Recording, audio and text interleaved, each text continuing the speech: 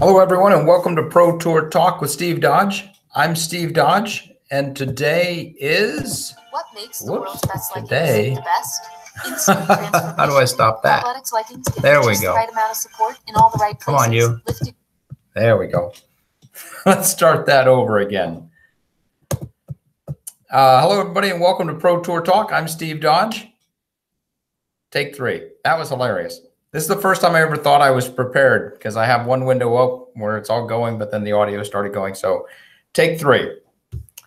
Hello, everybody, and welcome to Pro Tour Talk with Steve Dodge. I'm Steve Dodge. Today is June 27th, 2018. It is the Wednesday after the Utah Open, which was a fantastic event run by Jade Sewell and Team Utah.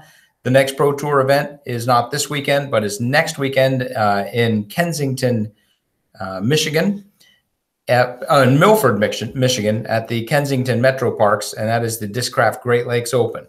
So today we've got an action-packed show for you. We're going to start it off with a conversation with Paul Ulibarri about tour life now versus 10 years ago. He started playing, touring for real back in 2007, 2008.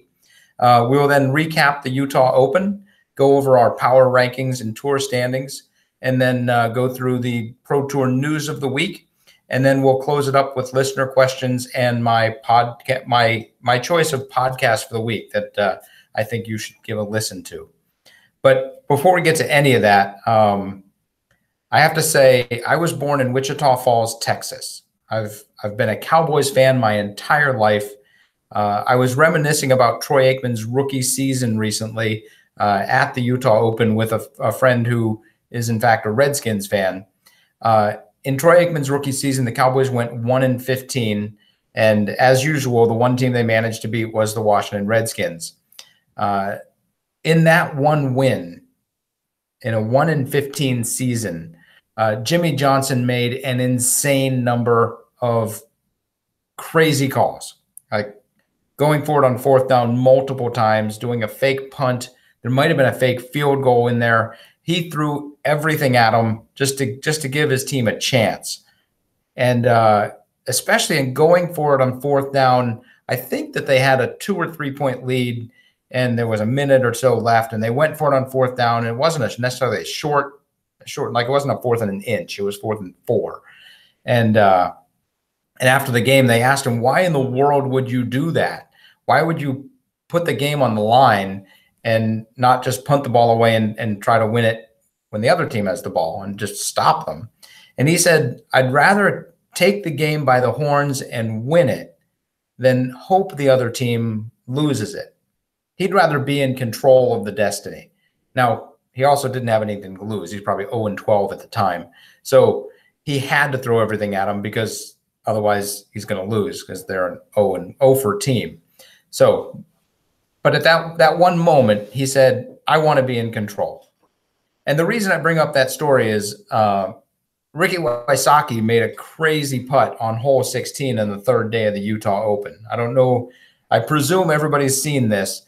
And it was a head scratcher for me because he's up by 2 or 3. It's late. Many of us felt that he could have laid it up and still had plenty of room for his victory. I talked with Ricky, and he said that a 2-stroke lead is not big enough going into that hole 18. One slip, and you're OB, and next thing you know, you're getting a bogey. The other guy's getting a bogey, and the other guy's getting a birdie, and it's all tied up.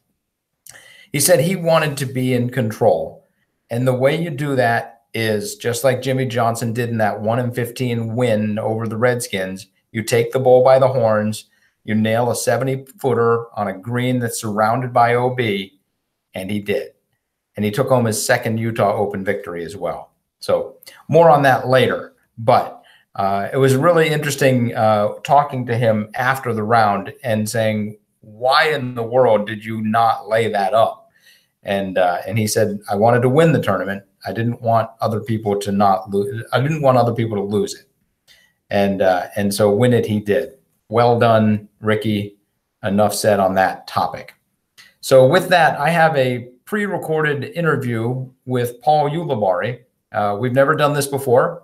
and we are going to see how it goes. I'm going to be able to look at the listener questions or your comments as you go. So if you have any questions that you'd like me to answer after the interview, you can go ahead and type them in during the interview. I'll try to keep track of them and then answer them all afterwards. So with that, I'm going to see if I can. Oh, here we go. See if I can play this interview. And here we go. Berry, who has been touring since 2007. That's 12 years. Hello there, Paul. How are you doing today? Hey, I'm doing good. Thanks for having me, Steve. Absolutely. As a touring pro and a road warrior, your opinion on this next topic is especially pertinent. So, Paul, over the last 7 years, do you have any idea how many events you've played? You know, I haven't added it up, but I'm sure probably over 400 events easily, I'm guessing. Yeah, it seems like you've been playing, I would say, at least 40 events, maybe more, per year for the last 10 years or so. Did you slack off any last year and do less than 40? I don't think so. I think I want to every year. I feel like I want to do less tournaments, but then it ends up averaging out about 40 a year. You want to take some vacation time and you just can't help yourself.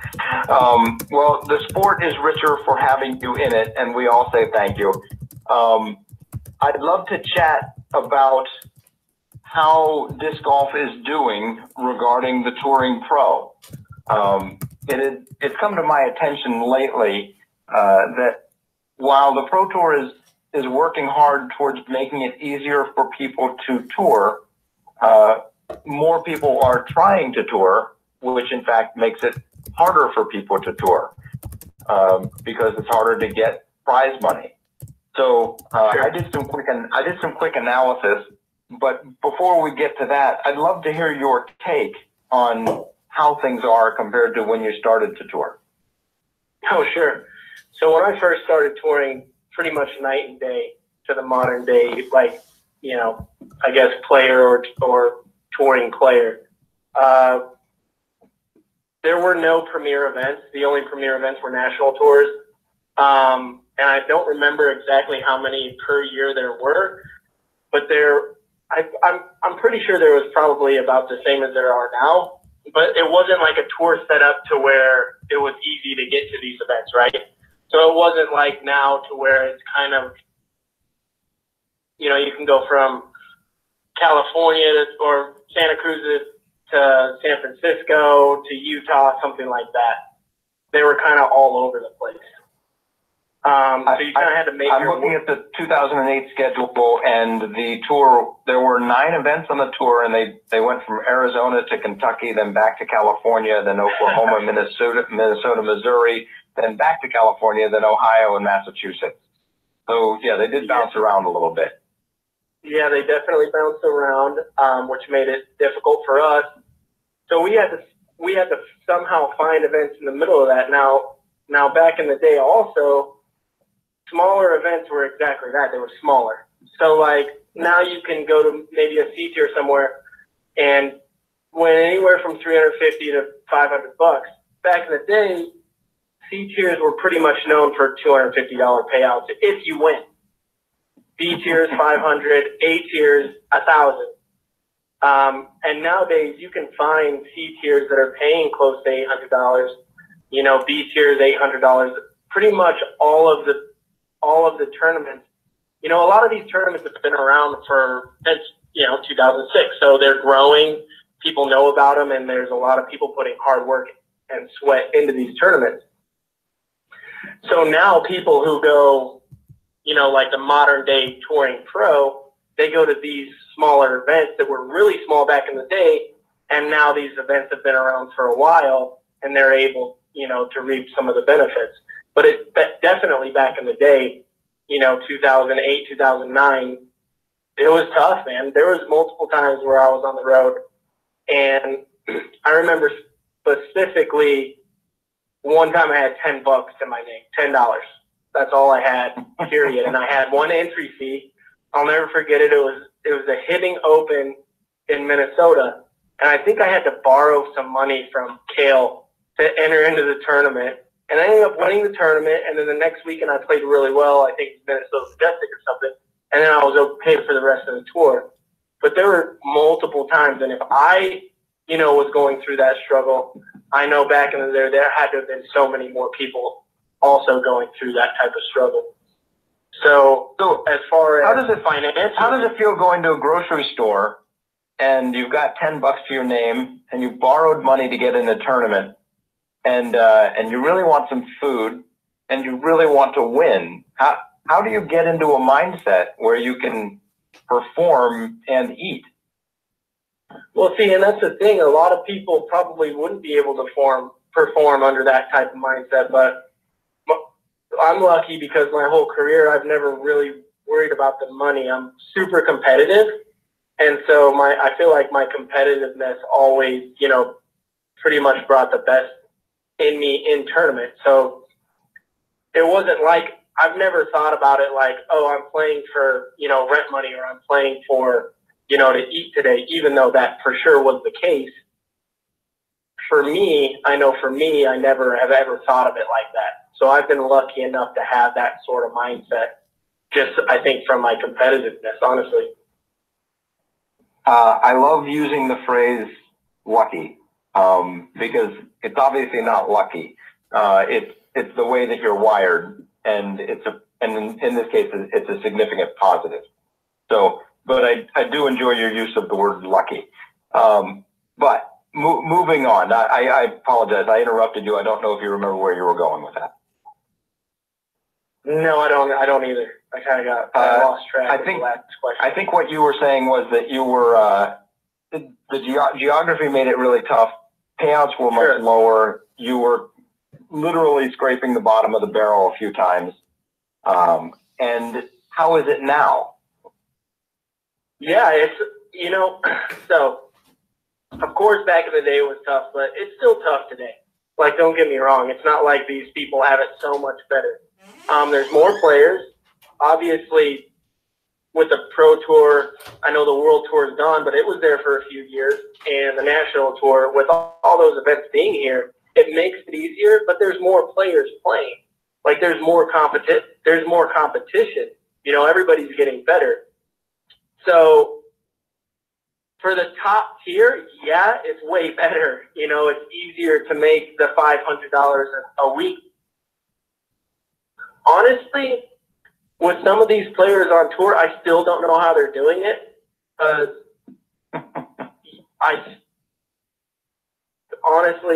I feel like in order to make a good living playing disc golf and be comfortable each week, you have to average about $500 a week. I know that because I've averaged about $500 a week for my entire career, and I've played comfortably doing that. And so the people that I'm beating, I look down and I'm like, I don't know how you're doing it, Like, it's tough. Like, there's still people going through when I said I had $10 to my name, I know there are people going through that.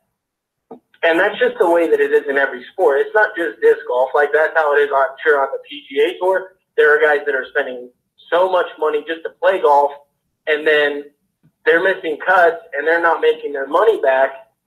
This isn't just a grind in disc golf. This is in every sport. This is what athletes have to go through in all sports. Basketball, you have the people are going overseas to make money. Like, this isn't just a disc golf thing or a disc golf topic, in my opinion. That's an interesting point, because you're absolutely right. You love the movies, the baseball movies that romanticize playing in the minor leagues and working your way up to the bigs. And, and that's not a glamorous life, playing in the minor leagues or something like that. Those guys are staying in crappy hotels, and they're not getting paid a lot, and they're just playing to maybe get that call up to the majors. And then even if they get that call up, they have to perform. If they don't perform, they're back down, and they're never going to be called up again. So it's every sport. And then they have a life choice to make. Exactly. So, the interesting thing is, though, in baseball, there's 32 teams, and there's I don't know how many guys are on each team. I would guess somewhere in the order of 20. So there's 600-700 guys making a great living playing baseball, and there's there's probably 5,000 or 6,000 who are scraping and grinding, trying to make that great living. Sure. In disc golf, we have 5 people making a good living and 25 that are grinding. Sure, 25 that are grinding. And I have to point out something that I didn't point out that is way different from earlier days as well, is not only are we making better money, the top players making better money at the tournament, but our sponsors are helping us out significantly more. Like, it's not even close, right? To where now I say that I'm averaging $500, a week playing disc golf, or that's what I want to average. That's happening. Plus, I'm getting a lot of help financially from my sponsors, from my main sponsors. And that was the point that I wanted to get to next, was in order for disc golf, I feel like, to move forward, especially with all the media-based stuff that's happening. I think I just saw that, Jomez and Central Coast, like I think Jomez just hit 100,000 viewers.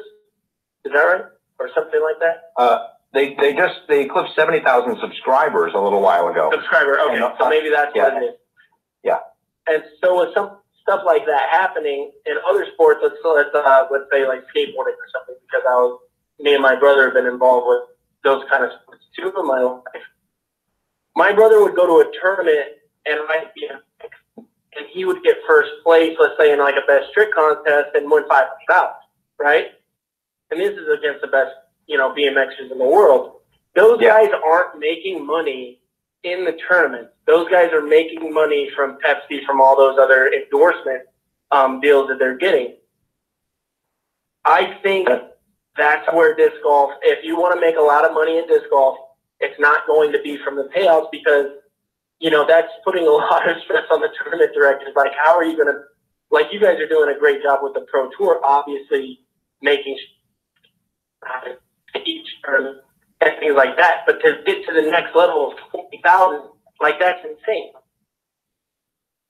But it's a big step. And where are you going to get that money, right?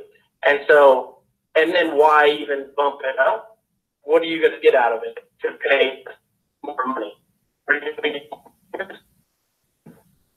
Have a certain, you can cap in a tournament. And so I think as far as the athlete goes, in order for us to make more money than that, like even bump it up higher, it has to come from the sponsors. It can't come from the tournament. When you say to bump it up higher, you're saying to bump up the number of pros that are touring. I'm just saying to bump up how much the top players are making. Oh, okay. So one thing that the Pro Tour has done very on purpose is we've flattened payouts quite a bit. If you look at the top payout, it's sat around between $3,000 and $5,000 for probably close to a decade. And if for National Tour and Pro Tour events, but the difference now is that if you get last cash at a Pro Tour event, you're making $350 to $400, whereas a decade ago you used to make $100.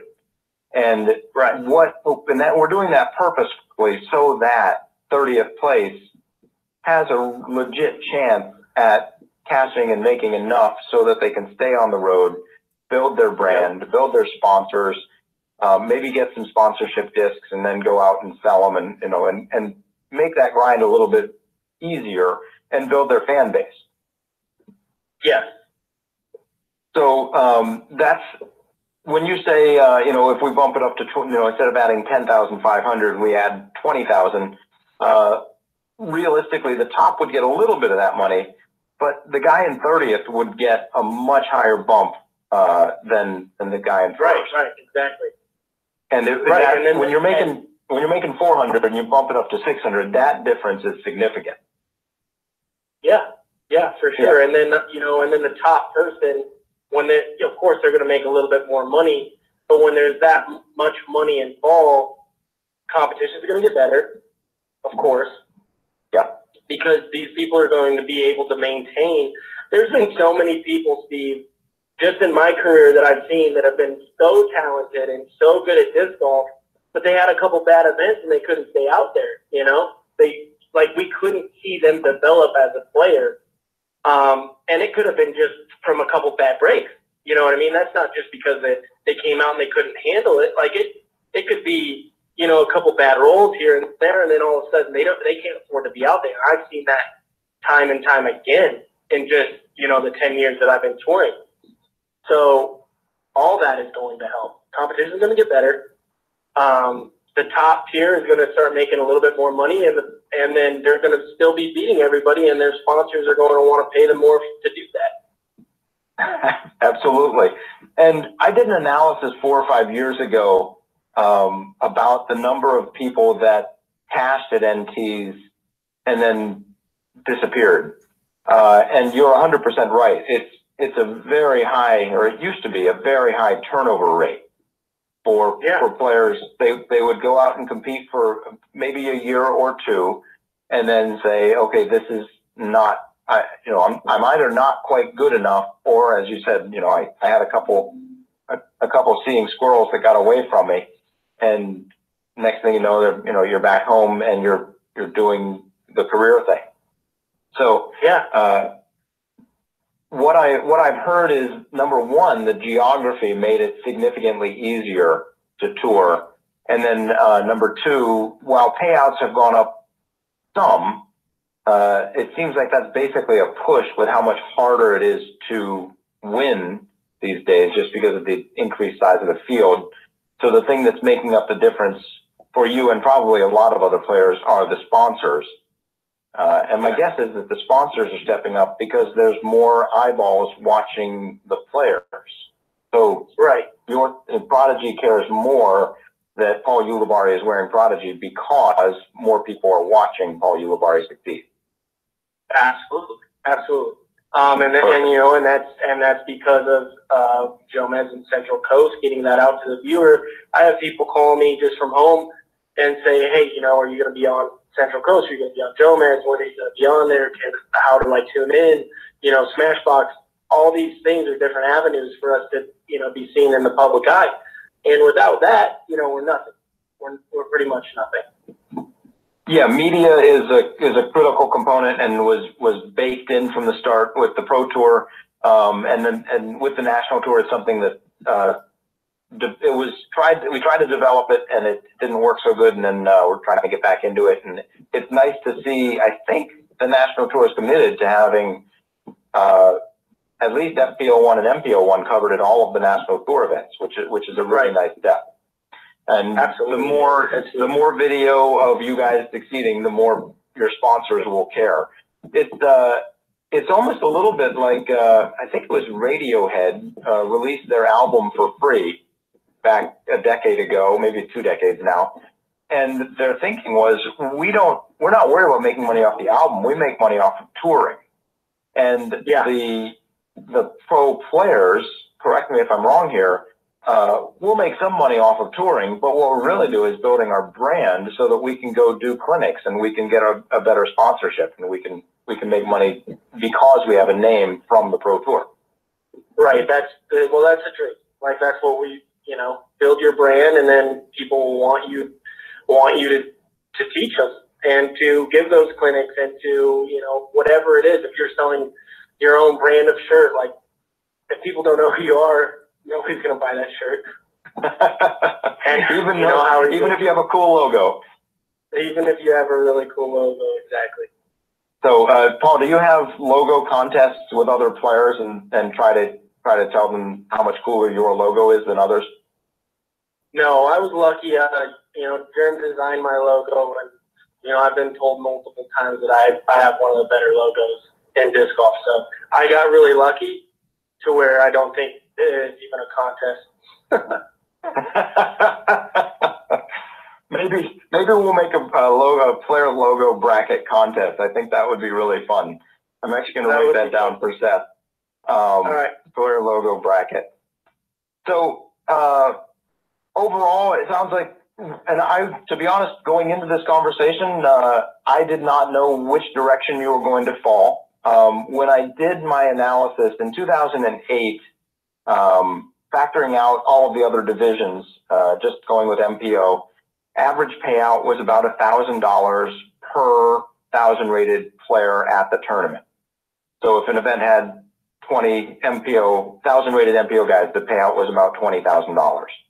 And today, again, factoring out FPO and the other divisions, we're actually below $900 per 1,000 rated MPO player. So competition has gotten stiffer than, competition has grown faster than payouts have grown. And my concern, which I believe is valid, is while we're doing a lot to grow the payouts and trying to get the media exposure up, is it enough? Or is it the fact that there's so many fish in the water now, it's actually hard to get enough to eat? And yeah, I'm not sure because with the growth of these professionals, with all these 1,000 rated players coming up, you got to think like per 1,000 rated player, how many amateurs are there? How many like even recreational players are there? It has to be growing the same. Like you're not just going to find these 1,000 rated players. Every single player on the planet can't just be a 1,000 rated player, you know? So that's a great way to think of it, because now that instead of having 20,000 rated players, we're having 50. And what that means is that there's that many more people to watch. Right, exactly. That are just playing, that it could be a fan, that could be, you know, watching those YouTube clips, coming out and watching live. And I mean, that goes without saying. You go to any course, if you've been playing a while, you go to any course and there are triple the amount of people in just probably the last 4 years playing just recreational. We've seen at least a doubling at Maple Hill, which is awesome. Yeah. So that's good news. Good news for me. I'm really happy to hear that answer, rather than thinking we have to shut the doors because we're not actually doing our mission statement of making a sustainable tour. And to make a sustainable tour, number one, we have to not lose money, but number two, the players have to not lose money, because without the players succeeding, we're not going to have a tour. So yeah, it's nice to hear that we are helping to provide a platform on which you can succeed. Absolutely, and we are very thankful for it. Believe me. Yeah. And you and many other touring pros are very good at saying thank you, and it's part of the reason that I do things. To be honest, I like to succeed. I like to push the envelope, but I also like people that I'm trying to help and make life better for. You know, it's nice to be recognized. So I genuinely appreciate hearing that from you. Now, of course, you've been on tour for a dozen years. You've hung out with, you've probably hung out with Schweberger, you've hung out with Coling, you've hung out with Anton, you've hung out with Macbeth. Can you tell me an entertaining story that has happened at any time throughout your career? It could be during a tournament, it could be during a drive to a tournament. Sure. Yeah, sure. I want to hear something. Yeah, I have a pretty good story.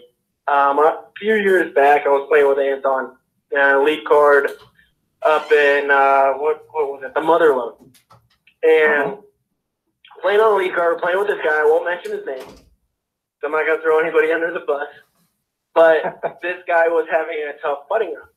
And I believe he was putting with like an old Warlock or something like that. It was a gateway putter, whatever it was. And he was just whining the whole round. And me and Anton are sitting there, we're playing, and this guy just won't stop whining, missing putts. So we're at one side of the basket getting ready to putt out. We're in the middle of the tournament. And this guy's about 30 feet, and he misses and it hits off the top of the basket, and it ends up like 5 feet away or something, and Josh has like a 30-footer, and this guy starts whining again. Josh walks up, grabs the putter, goes back to his lie, putts it from 30 feet, makes it, puts it back where it was, and says, "It ain't the putter, buddy. This putter works fine." and that was in the middle of the tournament. It was in the middle of the tournament. So Josh grabs his putter.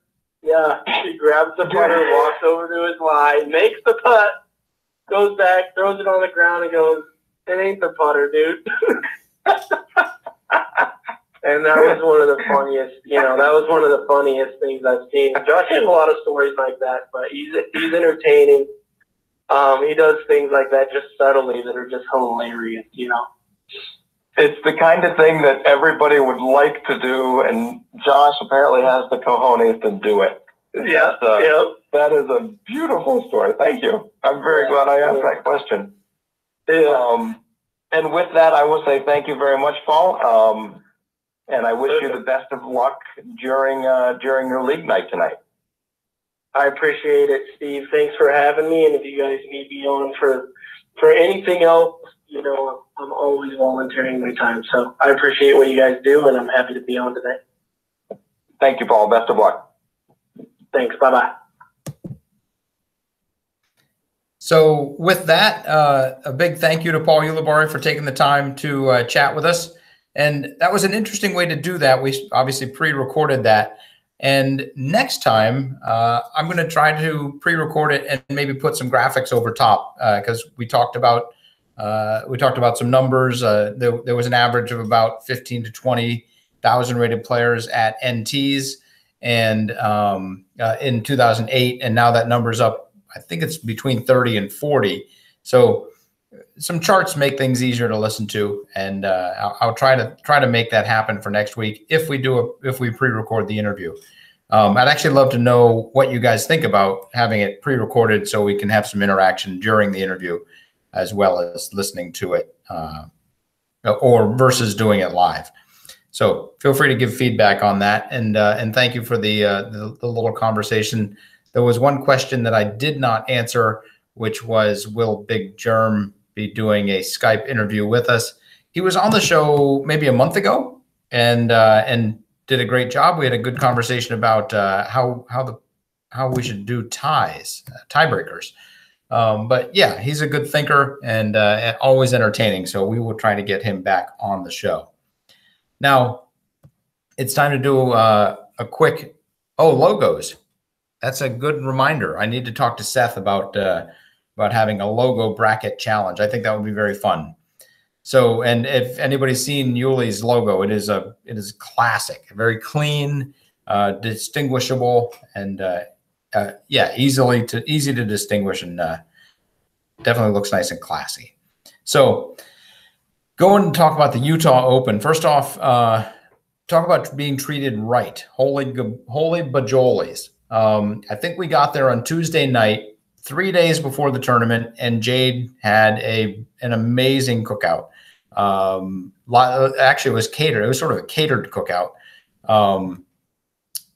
Pork, green beans, potatoes, coleslaw, salad.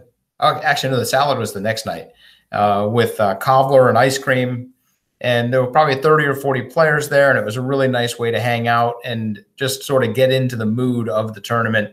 And then Wednesday we go and do a whole bunch of setup, and lo and behold, Jade does it again. This time, more food, more sides, more bread, and more cobbler choices. We actually had cobbler again, but instead of peach, I think we did strawberry. It was absolutely, maybe it wasn't, I don't know what it was. Cranberries? Do people do cranberry cobbler? Anyway, it was absolutely amazing. And then the next day, I think we went home and we ate leftovers because the guy encouraged us to take anything that was left over, and we did. So Jade also set us up and a lot of the players up with great deals on condos. On the course, all of the staff were super duper nice. I think Team Utah is trying to take Southern Hospitality, the claim for Southern Hospitality, away and move it up to Utah. They went above and beyond. It was fantastic. We asked the players what they thought of the event afterwards, and 11 of the 12 players said it was a 5. 11 of the 12 players said it was a 5 out of 5, and it was phenomenal. One of the best events. The hospitality was above and beyond. I can't thank those guys enough. Also, we had a nice little player pavilion after the round. Last year, after the Utah Open, all of the fans just took off. and we had the festival there. We were all set up, ready to vend, and everybody just walked out. It seemed like the pants were on fire with how fast they walked out. This year we had a birthday cake. We had a little player pavilion, and a lot of people stopped and engaged, and things went much better. And actually, I think we'll try to keep that player pavilion going, doing the same thing at D-Glow, presuming the park allows us to do that kind of thing. And if that happens, maybe that'll just become another aspect of the tour, is after the rounds on Friday and Saturday, or at least Saturday, you can stop by and meet the players and talk to them and shake their hand and get some signatures. So great job by Jaden crew. Tip of the tuft. So also another exciting aspect of the Utah Open, for the second time we had same day shot by shot coverage of the ladies. Let's see if I can remember all the ladies that did. And then the FPO coverage was commentated by 2 FPO players. The first day, Tina Stenitis and Jessica Weiss did it. The second day was Colleen Thompson and Lisa Fakis. And then the last day was Paige Bjerkes and Amy Vrana.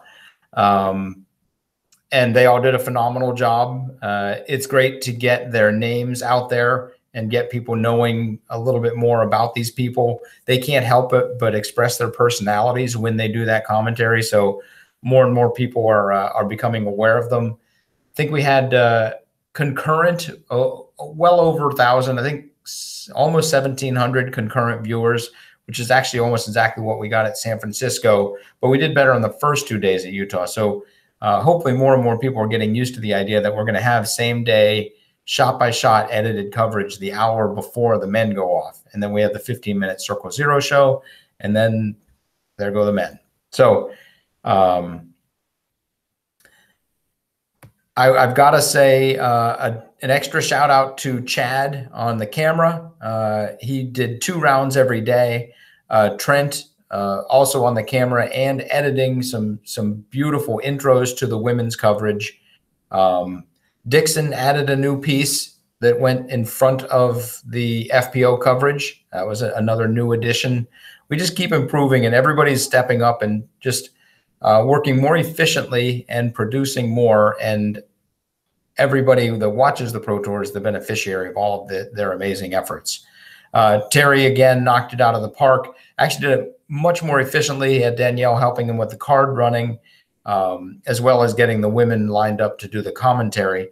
But he got all the editing done, added in a bunch of graphics, and got the footage ready for the women to do the live commentary on an hour prior to the men going off. So he had basically an hour and a half to 2 hours to turn that whole thing around, and he does an amazing job. Terry, I genuinely can't tip my tuft enough for you.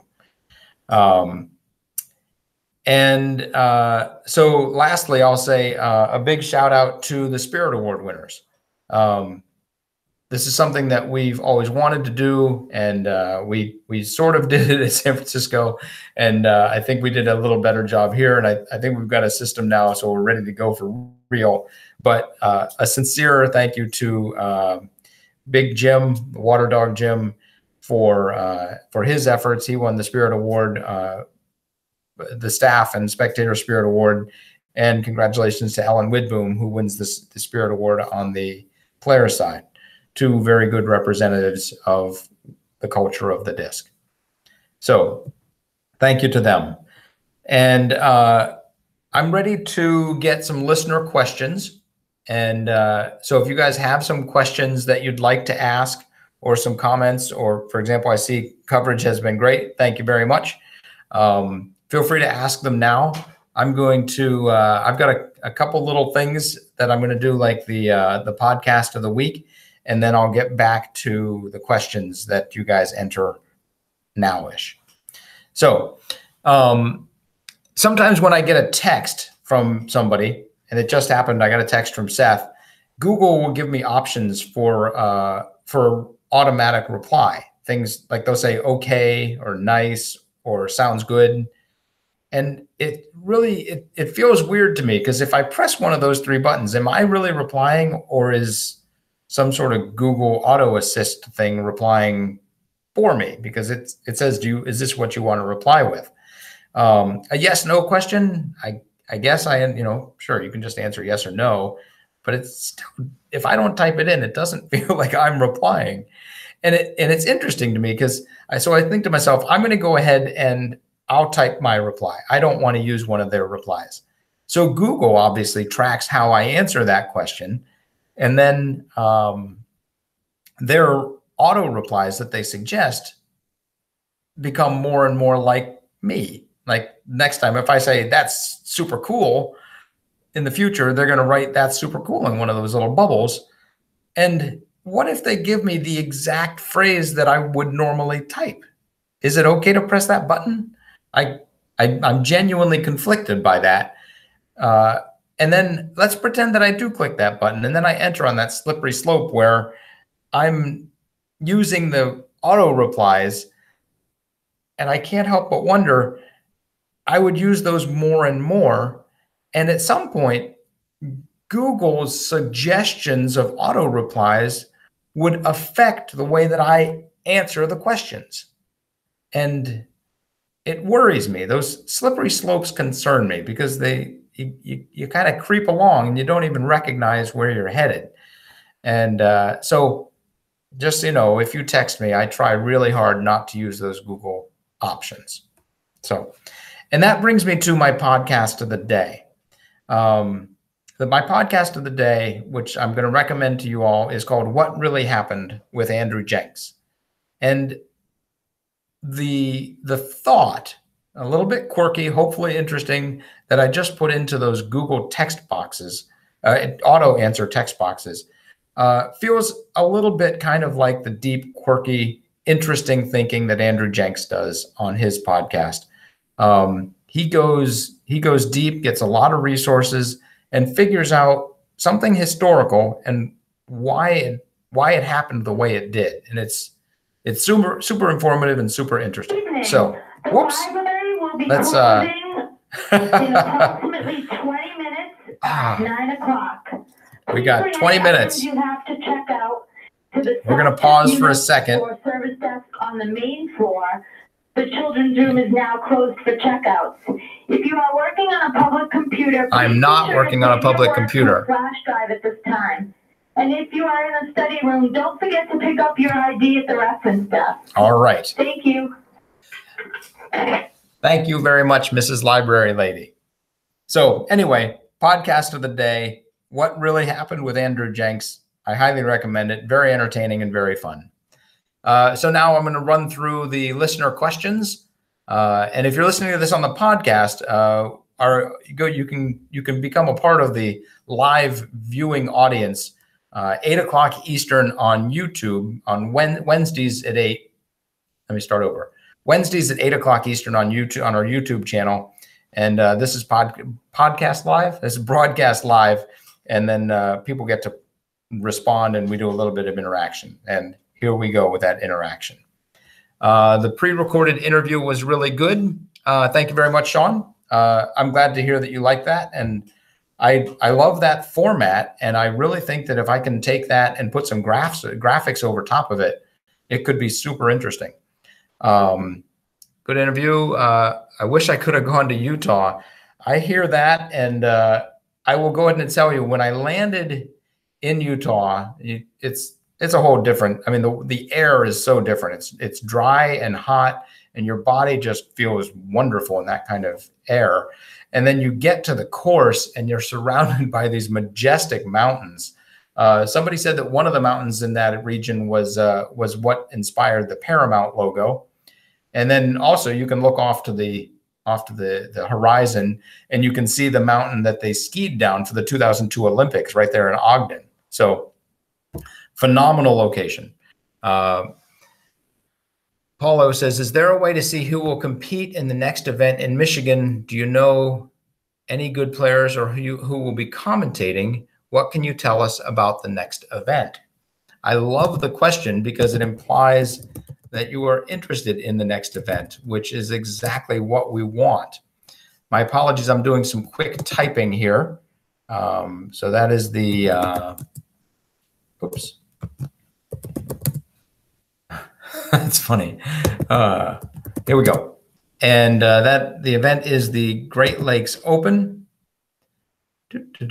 So there are 144 players registered.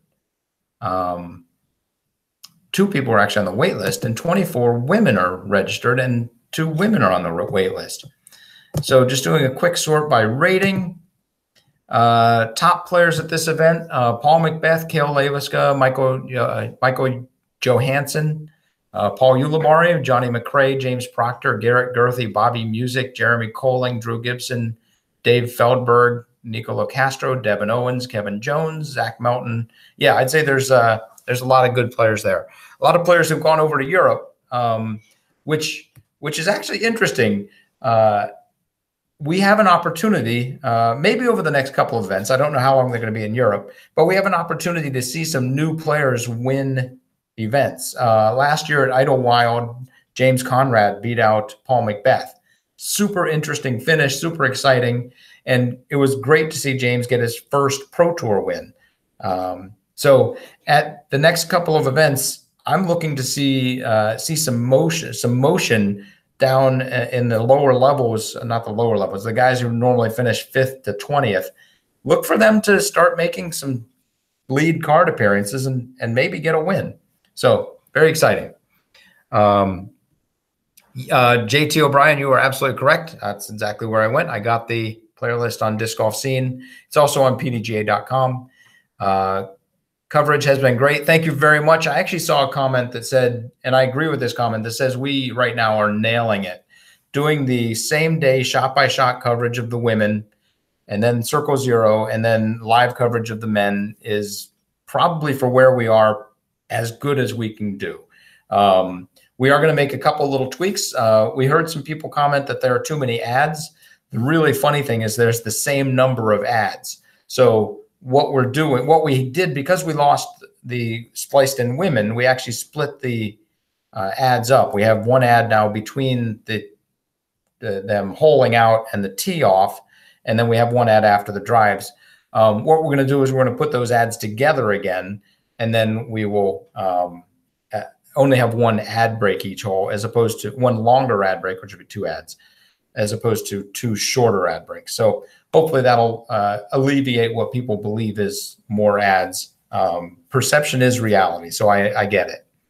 Why did you change from Vibram to MVP?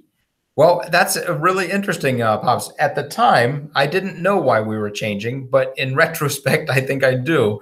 Vibram at the time probably knew they were getting out of disc golf, so they said they didn't want to sponsor anymore.